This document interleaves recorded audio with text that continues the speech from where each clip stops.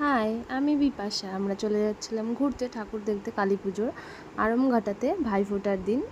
এটা হলো আমাদের ফার্স্ট প্যান্ডেল। বেশ সুন্দর ছিল থিমটা, কনসেপ্টটাও সুন্দর। আমার খুব বেশ ভালোই লেগেছিল।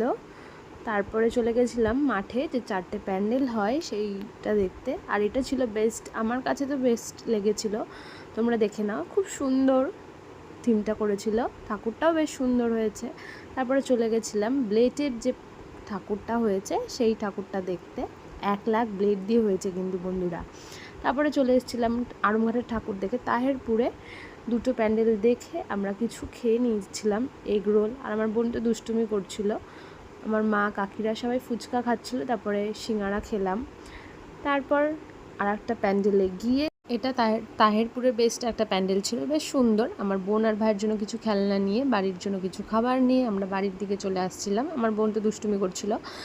আর কেমন লাগলো বন্ধুরা বলো কিন্তু। টাটা।